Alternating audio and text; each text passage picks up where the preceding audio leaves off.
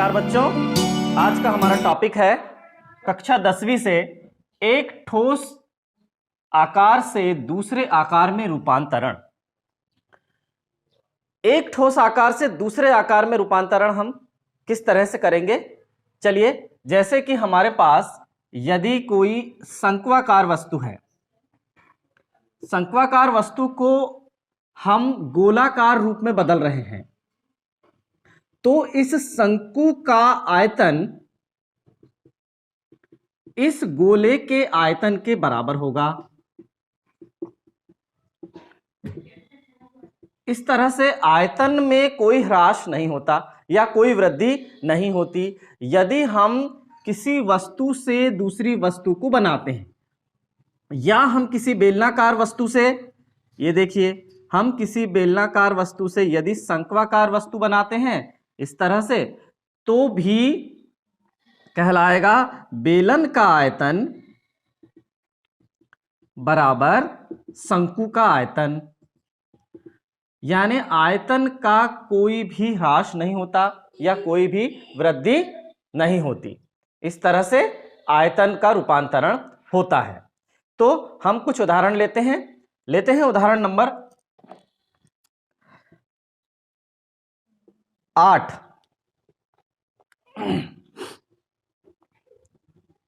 क्या है उदाहरण नंबर 8? चलिए नोट कर लेते हैं।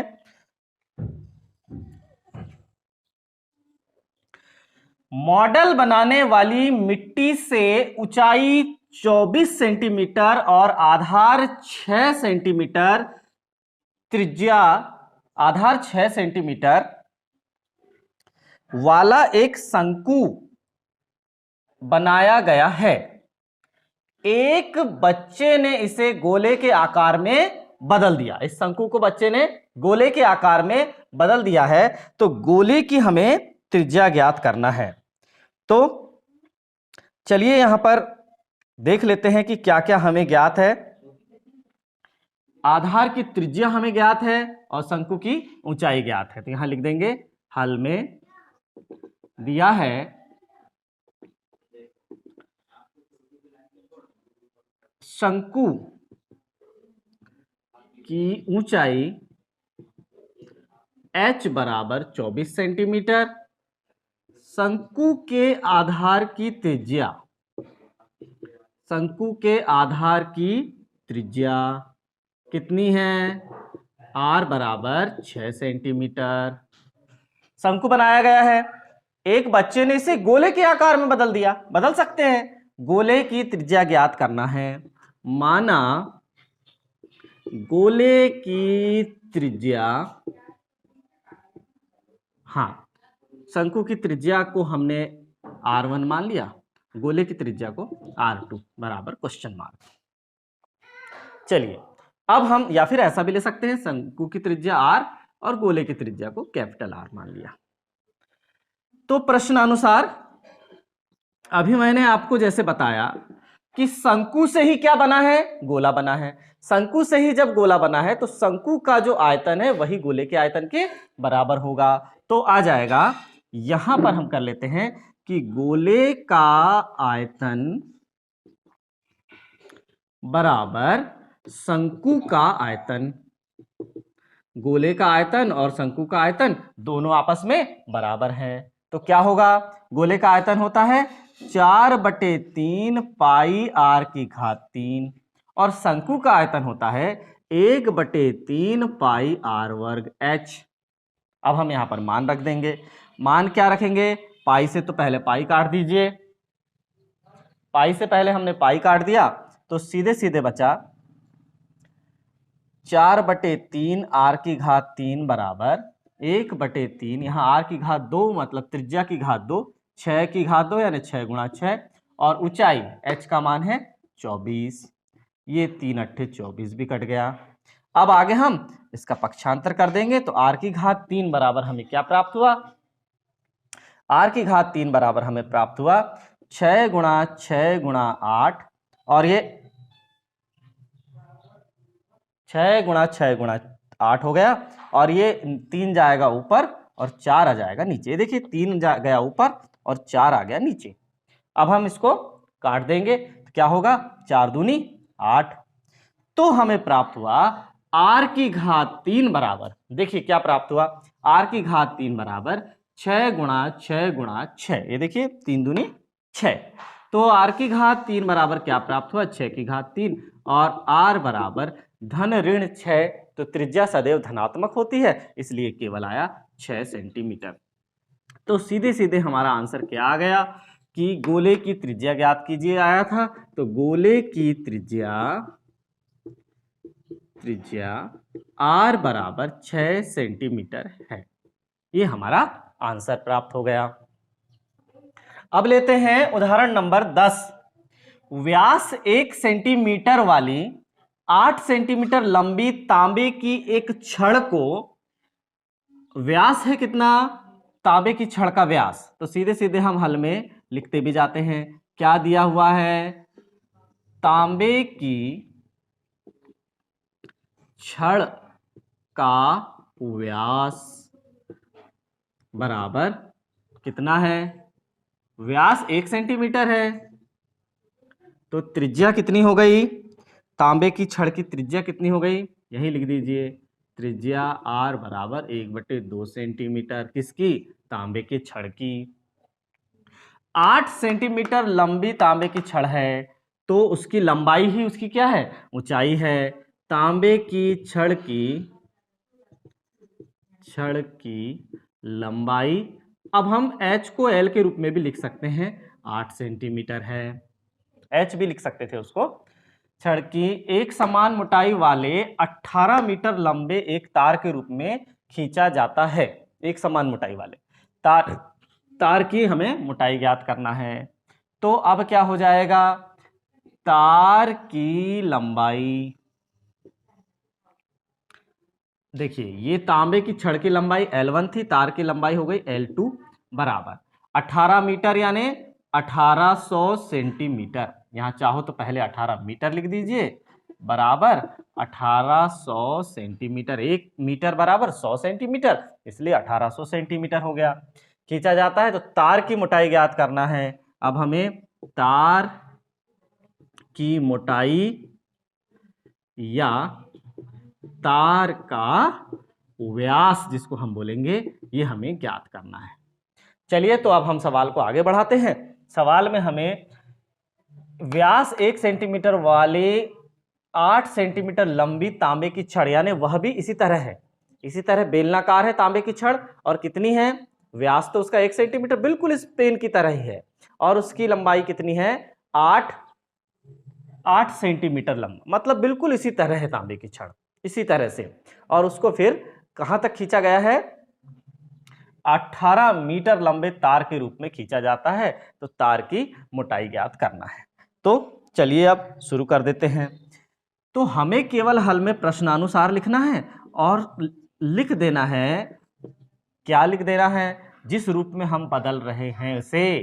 तो लिखना है तार का आयतन बराबर, पहले क्या था, पहले था छड़ का आयतन, तांबे की छड़ का आयतन, क्योंकि जितना पदार्थ तांबे की छड़ में था उतना पूरा का पूरा तार में बदल दिया गया है।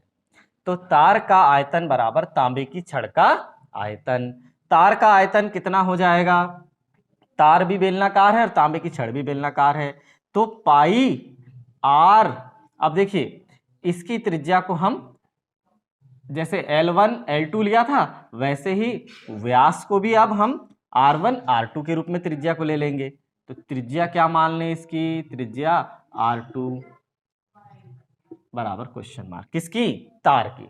तो लिख देंगे पाई R2, और ऊंचाई यहां पर h को हमने L के रूप में लिया है, तो पाई R वर्ग h लिखते थे ना, तो L2 बराबर, अब यहां पर क्या हो जाएगा, पाई R1 वर्ग L1, बस पाई R वर्ग h सूत्र ही हमने लगाया है।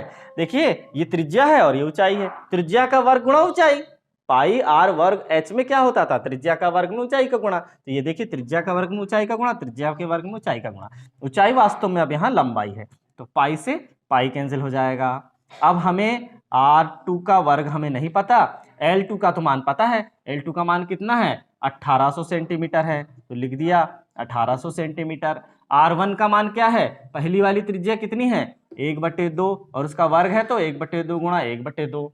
और लंबाई कितनी है, लंबाई देखिए छड़ की लंबाई 8 सेंटीमीटर है तो यहाँ 8 का गुणा कर देंगे।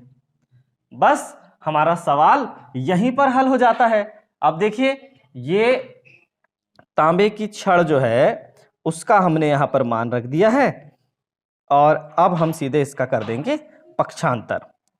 तो पक्षांतर कर देंगे तो क्या प्राप्त हो जाएगा, देखिए R2 वर्ग बराबर क्या होगा, ये 2 दूनी 4 है, 4 दूनी 8, 2 बार कट गया तो R2 बराबर कितना हो जाएगा 2 बटे ये पूरा का पूरा 1800 आ जाएगा नीचे।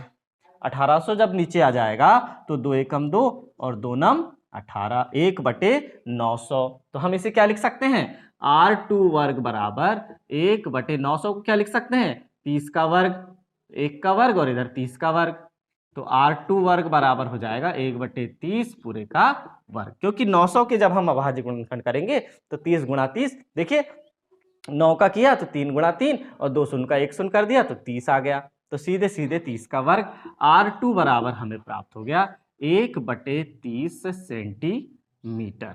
ये क्या है, ये तांबे की छड़ की त्रिज्या, तार की त्रिज्या है। अब हमें क्या ज्ञात करना है, तार की मोटाई या तार का व्यास। तो तार की मोटाई ही उसका क्या है बराबर तार का व्यास। क्या हो जाएगा तार का व्यास 2R2 हो जाएगा ना, तो रख दीजिए मान क्या है 2, R2 का मान कितना है 1/30, तो कितना हो जाएगा 1/15 सेंटीमीटर। या हम इसे भाग दे देंगे तो हमें प्राप्त हो जाएगा 0.67 सेंटीमीटर। ये हमारा आंसर प्राप्त हुआ। अब हम अगले सवाल की ओर चलते हैं। प्रश्न है, पानी से पूरी भरी हुई एक अर्धगोलाकार टंकी को, अर्धगोलाकार है टंकी ध्यान दीजिए, को एक पाइप द्वारा 3.4/7 लीटर प्रति सेकंड की दर से खाली किया जाता है। यदि टंकी का व्यास 3 मीटर है तो वह कितने समय में खाली हो जाएगी। तो हमें सबसे पहले क्या दिया हुआ है वो लिख लें हम, अर्धगोलाकार टंकी, अर्धगोलाकार टंकी, इस तरह से अर्धगोलाकार टंकी है, ये अर्धगोलाकार टंकी है, पूरी तरह से भरी हुई है और इसमें क्या क्या हमें ज्ञात है उसका व्यास दिया हुआ है। अर्धगोलाकार टंकी का व्यास बराबर कितना है 3 मीटर है। तो अर्धगोलाकार टंकी की त्रिज्या कितनी हो जाएगी, त्रिज्या R बराबर हो जाएगी 3/2 मीटर। 3/2 मीटर हो गई इसकी त्रिज्या। फिर जितनी इसकी त्रिज्या होती है उतनी ही उसकी ऊंचाई होती है, ये भी हमें पता है कि जितनी इसकी त्रिज्या होती है उतनी ही ऊंचाई होती है। वह कितने समय में आधी खाली हो जाएगी यह बताना है। तो पाइप द्वारा प्रति लीटर की दर से खाली किया जाता है। यदि टंकी का व्यास इतना है तो वह कितने समय में आधी खाली हो जाएगी। एक चीज और हमें दी गई है कि एक पाइप द्वारा 3.4/7 लीटर प्रति सेकंड की दर से खाली करने की दर, खाली होने की दर लिख दीजिए, खाली होने की दर या टंकी के खाली होने की दर कितनी है बराबर 3.4/7 लीटर प्रति सेकंड। देखिए लीटर प्रति सेकंड, या हम लिख देंगे 7 21 22 23 24 25/7 लीटर प्रति सेकंड। तो अब हमें क्या करना है, वह कितने समय में आधी खाली हो जाएगी, यानी हमें पूरा टंकी का आयतन नहीं ज्ञात करना है, हमें आधा खाली होने का आयतन ज्ञात करना है। तो चलिए हम देखते हैं आधा खाली होने का आयतन क्या कहलाएगा। पानी का आयतन प्रश्नानुसार हो जाएगा, प्रश्नानुसार पानी का आयतन जिसे खाली किया जाना है, जिसे खाली किया जाना है, कितना हो जाएगा? पानी का आयतन जिसे खाली किया जाना है कितना हो जाएगा? आधा चाहिए हमें, आधा गुणा अर्ध गोलाकार टंकी का आयतन। अर्ध गोलाकार टंकी का आयतन का आधा खाली करना है हमें, बस सवाल हमारा यहीं खत्म। 1/2 अर्ध गोलाकार टंकी का आयतन क्या है? 2/3 पाई r की घात 3 अर्धगोले का आयतन, जैसे कि हमने पढ़ा है। अब क्या हो जाएगा? देखिए, हल कर दीजिए केवल मान रखकर। तो ये हो गया 2 एकम 2/3 दूनी, ये 2 से 2 आप काट दीजिए, तो क्या हो जाएगा? 1/3 पाई का मान हो गया 22/7 और r की घात 3 है, यानी 3/2 की घात कितनी है? 3 है। तो 3/2 की घात 3, यानी हम यहां कर देंगे 3/2 गुणा 3/2 गुणा 3/2। बस अब ऊपर का गुणा ऊपर कर दीजिए, नीचे का गुणा नीचे कर दीजिए, जो कट रहा है तो उसे थोड़ा बहुत काट दीजिए। 3 से 3 कट गया, तो कितना हुआ? 11 तिया 33 तिया 99 हो गया अंश में, और 7 दूनी 14 दूनी 28 हो गया हर में। ये क्या प्राप्त हुआ हमें? पानी का आयतन, लेकिन किस रूप में प्राप्त हुआ है? ये प्राप्त हुआ है घन मीटर में। किस रूप में प्राप्त हुआ है? घन मीटर में। तो घन मीटर में हमें आयतन प्राप्त हुआ, बस इतना सा ध्यान रखना है। जो आयतन हमें घन मीटर में प्राप्त हुआ है, जबकि हमें किस रूप में चाहिए? लीटर में चाहिए, तो लीटर में बदल देंगे, नीचे लिख देंगे, चूंकि यहां लिख देते हैं, चलिए, चूंकि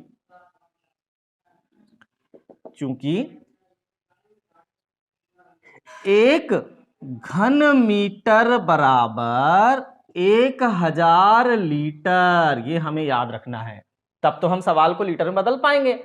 1 घन मीटर बराबर 1000 लीटर, इसलिए 99/28 घन मीटर बराबर कितना हो जाएगा? 99/28 में 1000 का गुणा हो जाएगा।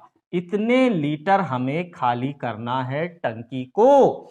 चूंकि 25/7 लीटर भाग खाली होता है 1 सेकेंड में, फिर लगाएंगे चूंकि, लगाइए, चूंकि 25/7 लीटर खाली होता है, हाँ, 25/7 लीटर खाली होता है कितने में? 1 सेकेंड में। इतने लीटर कितने सेकंड में खाली हो रहा है? 1 सेकंड में खाली हो रहा है। इसलिए 1 लीटर कितने सेकंड में खाली होगा? 1 लीटर कितने सेकंड में खाली होगा?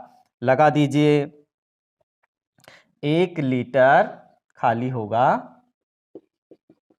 ये पक्षांतर कर देंगे, 1 गुणा 7, नीचे का 7 चला जाएगा ऊपर और 25 आ जाएगा नीचे। 1 लीटर को खाली करने में इतना समय लगा। ठीक है, अब हमें कितने लीटर है हमारे पास? तो हमारे पास है 99/28, या यूं कह दो कि 99,000/28 लीटर है। इसलिए 99,000/28 लीटर इतना खाली करना है, खाली होगा। कितने में होगा? तो वो हो जाएगा, कितने सेकंड में होगा? देखिए, ये हो गया 7 एकम 7/25, 7/25 गुणा 99,000/28। फिर से समझ लेते हैं। देखिए, चूंकि 1 घन मीटर बराबर 1 लीटर होता है, तो 99/28 घन मीटर बराबर कितना हो जाएगा? 99/28 गुणा 1000 लीटर, या 99,000 लीटर होगा। फिर 25/7 लीटर खाली होता है 1 सेकंड में, इसलिए 1 लीटर खाली होगा, तो ये 25/7 का हम पक्षांतर कर देंगे, तो क्या हो जाएगा? 1 गुणा 7/25, है ना? तो खाली होता है 1 सेकंड में, तो 1 लीटर खाली होगा कितने में? 1 गुणा 7/25। 25 सेकंड में। ठीक है, अब क्या हो जाएगा, इतने में होगा तो फिर कितने लीटर है हमारे पास, 99,000/28, इसलिए 99,000/28 लीटर खाली होगा। 7/28 में 99,000/28 का हम गुणा कर देंगे तो क्या हो जाएगा, इंप्लाइज लगा देंगे यहाँ।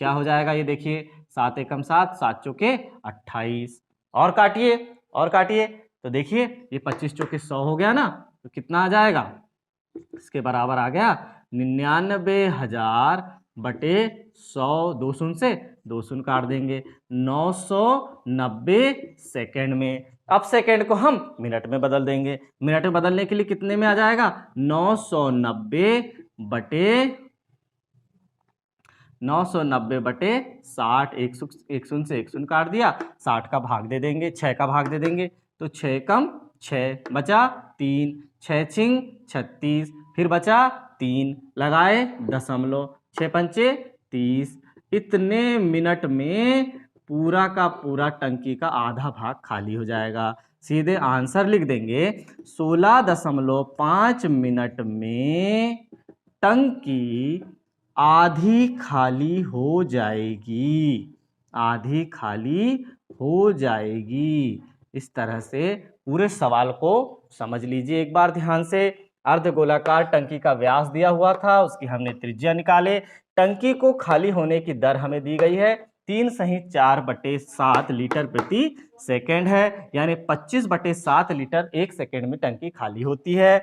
पानी का आयतन जिसे खाली किया जाना है, कितने भाग को खाली किया जाना है, 1/2 अर्धगोलाकार टंकी का आयतन, यानी पूरी टंकी में से आधे भाग को खाली करना है। तो हमने जब सूत्र लगाया तो हमें खाली करने वाला भाग 99/28 घन मीटर प्राप्त हुआ, उसे हमने लीटर में बदला, क्योंकि 1 घन मीटर बराबर 1000 लीटर होता है, इसलिए जब हमने इसे लीटर में बदला तो 99,000/28 लीटर प्राप्त हो गया।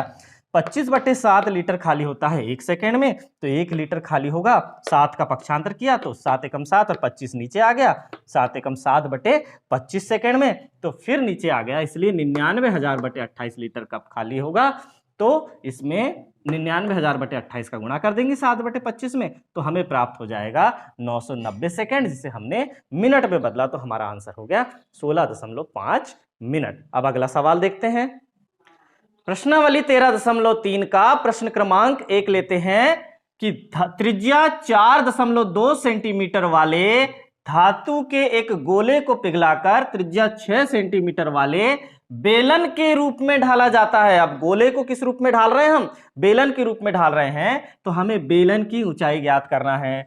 क्या क्या दिया हुआ है, दिया है सबसे पहले तो हमें यह पता होना चाहिए कि हम इस गोले को पिघलाकर किस रूप में ढाल रहे हैं, ऐसे बेलन के रूप में हम ढाल रहे हैं।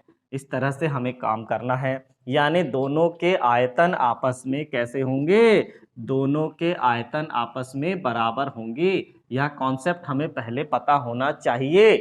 फिर हम देखते हैं प्रश्न कि त्रिज्या 4.2 सेंटीमीटर वाले धातु के गोले को पिघलाकर, तो क्या होगा, धातु के गोले की त्रिज्या कितनी दी गई है, r बराबर 4.2 सेंटीमीटर। चाहो तो आप ऐसी आकृति बनाकर यहां लिख देंगे, त्रिज्या कितनी है, 4.2 सेंटीमीटर है। ठीक, बेलन के रूप में ढाला जाता है, ये वृत्त नहीं है, ये गोला है, बेलन के रूप में ढाला जाता है, तो बेलन की ऊंचाई हमें ज्ञात करना है।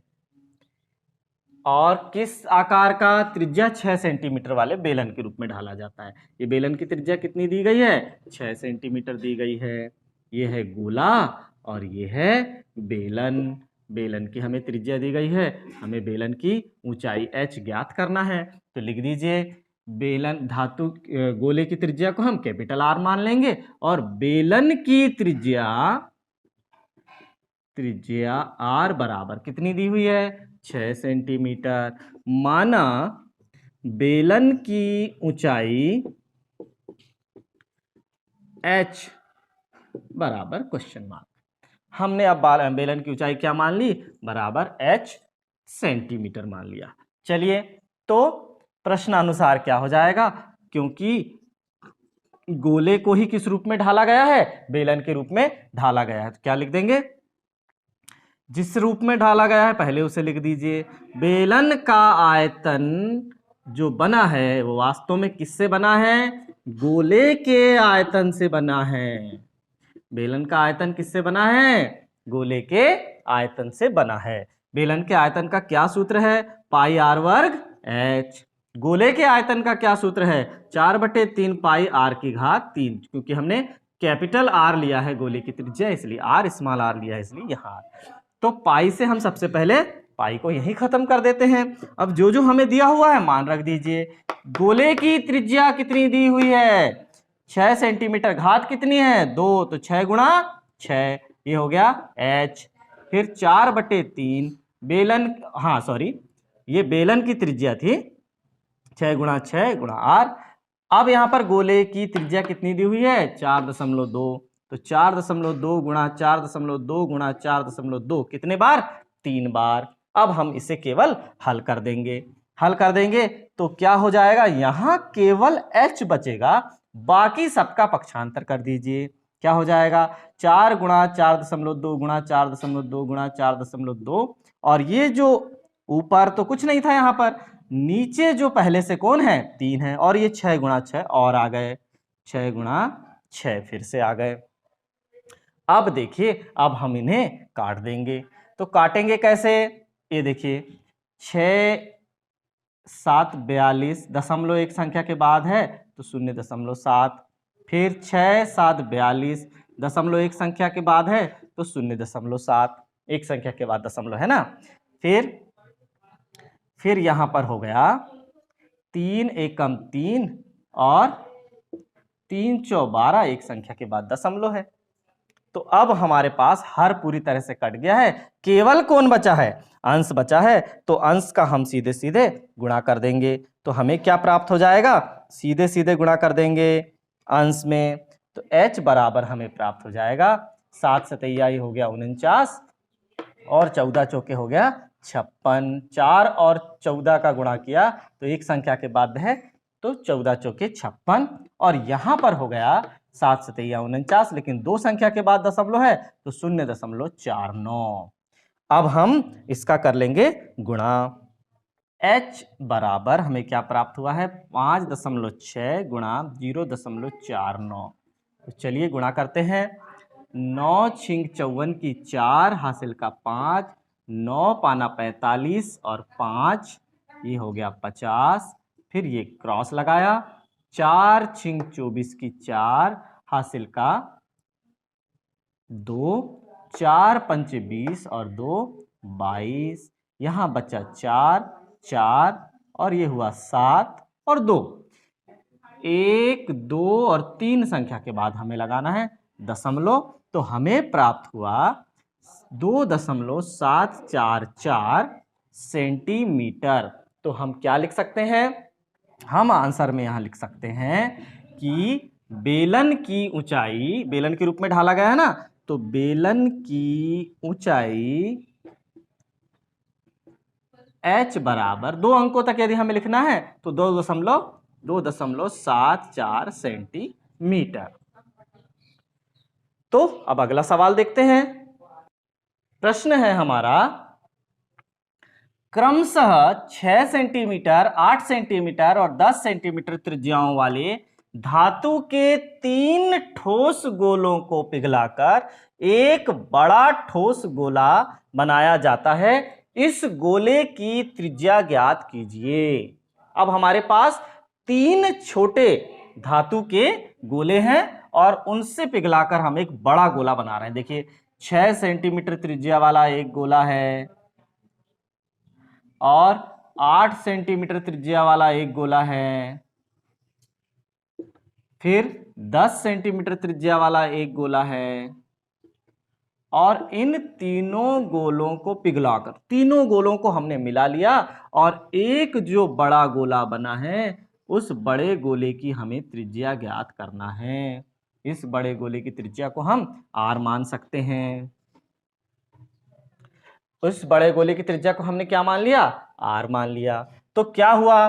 तो यहां पर तो 3 त्रिज्याएं दी गई हैं, तो लिखते हैं हल में दिया है ये गोले आप बनाए ना बनाए आवश्यकता नहीं है, पर हम समझ सकते हैं यहां पर पहले इस तरह से। सबसे पहले क्या हो जाएगा, 6 सेंटीमीटर 8 सेंटीमीटर, तो गोले की त्रिज्या दिया है गोले की त्रिज्या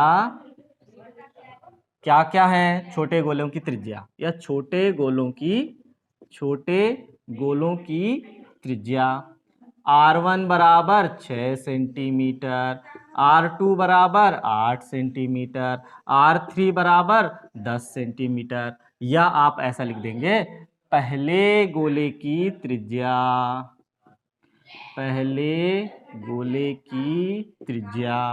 फिर दूसरे गोले की त्रिज्या फिर तीसरे गोले की त्रिज्या। ये हमें 3 त्रिज्या दी गई हैं, हम आराम से लिख दें कि हमें 3 त्रिज्याएं दी गई हैं। अब प्रश्नानुसार पहले माना बड़े गोले की त्रिज्या बराबर R है, ये मान लिए। ये बड़े गोले की त्रिज्या जो कि इन तीनों गोलों के आयतनों से मिलकर बना है बड़ा गोला, तो क्या हो जाएगा, बड़े गोले का आयतन बराबर क्या हो जाएगा, पहले गोले का आयतन। अब हम यहां पर इनको मिटा देते हैं, पहले गोले का आयतन धन दूसरे गोले का आयतन धन तीसरे गोले का आयतन। सभी गोलों के आयतनों को हम मिला देंगे तो बड़े गोले का आयतन हमें प्राप्त होगा। बड़े गोले का आयतन क्या है, 4/3 पाई r की घात 3।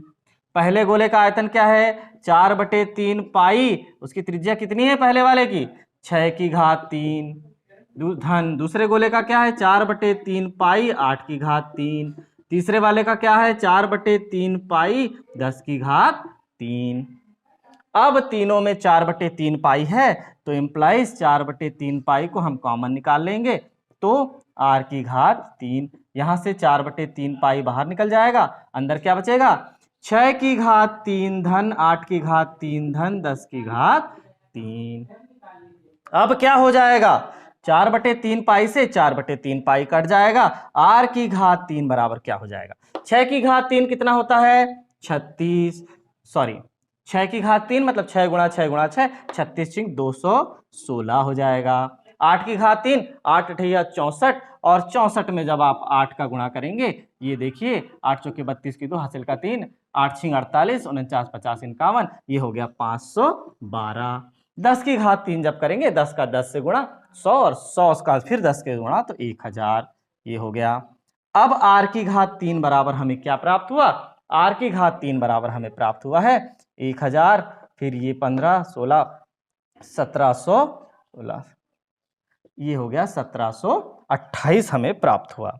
1728 हमें प्राप्त हुआ है, r की घात 3 का मान। तो यहां देख लेते हैं, r की घात 3 मतलब हमें 1703 का 1728 का क्या निकालना, 1728 का क्या निकालना है, घनमूल निकालना है। घनमूल हम विलोकनम विधि से ज्ञात करेंगे, तो हम सीधे इसको r का घात 3 का हमने पक्षांतर किया तो घात क्यूब रूट में उस तरफ जाकर चले गई। तो अब हमें 1728 का क्या निकालना है, घनमूल निकालना है। घनमूल निकालने के लिए विलोकनम विधि का प्रयोग करेंगे। ये देखिए, ये 3 अंकों को 3 3 के जोड़े बनाना है, तो ये इकाई दहाई सैकड़ा के 3 अंक का एक जोड़ा, और यहाँ बचा केवल एक अकेला। तो देखिए 728 में इकाई का अंक 8 है, घन के इकाई का अंक 8 है, तो घनमूल की इकाई का अंक क्या हो जाएगा, 2 हो जाता है। घनमूल के इकाई का अंक क्या हो जाएगा, 2, और एक या एक से छोटी घन संख्या, तो एक से छोटी घन संख्या ये एक स्वयं है। तो कितना प्राप्त हुआ हमें, r का मान सीधे प्राप्त हुआ, r बराबर 12 सेंटीमीटर। तो सीधे हम आंसर लिख देंगे, बड़े गोले की त्रिज्या r बराबर 12 सेंटीमीटर है। इस तरह से आपको इस प्रश्नावली के अन्य सवालों को भी हल करना है। आज की ये क्लास हम यहीं समाप्त करते हैं। धन्यवाद।